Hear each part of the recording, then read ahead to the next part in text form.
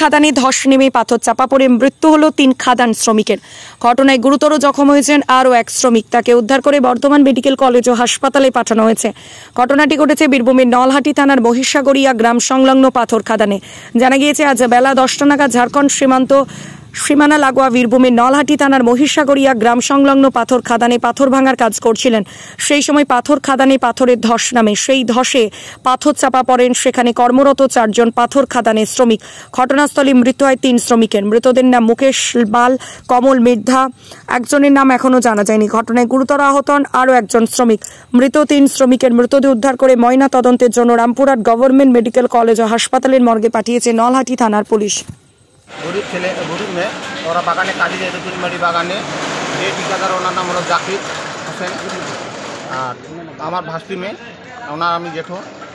ওরা সকালে কাজে ডিডি নিয়ে যেত। আজকে সকালবেলায় দুর্ঘটনাটা ঘটছে।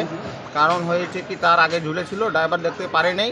কারেন্ট 11,000 ভোল্টেজ তারটা গাড়ির মধ্যে পড়ে 2 জন স্পট ডেথ হয়েছে। যারা যে আলিশা বলে যে মেয়েটি আছে, সে তো নাবালিকা, তা আপনি বলছেন যে সেও কাজে। হ্যাঁ, তারা তখন ওনার বাবা বাইরে থাকে, আমরা তো আমাদের কাজে ব্যস্ত থাকি। এখন যারা 2 জন মারা গেছে, ওদের 2 জনের বয়সটা কত? একজনের আছে 18 বছর চলতেছে, আর একজনের 16 চলতেছে। নাম ধরে বলবেন যে কার কত বছর?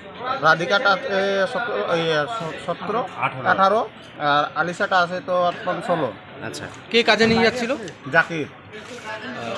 কোথা থেকে কোথায় নিয়ে যাচ্ছিল? ও মেহরা থেকে টুনবাড়ি নিয়ে যাচ্ছিল। সব সময় নিয়ে যায় এদেরকে?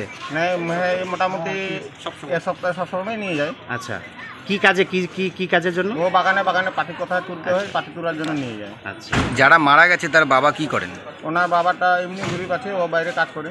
বাইরে কাজ করেন। তারা আপনি কি হন? ওনার আমি জেঠো। তাদের পরিবারে কে কে আছে? আর ওনার পরিবারে ওর দিদি আছে, আর বাবা আছে, মা আছে। আপনার নাম কি? আমার নাম রাজু রাও।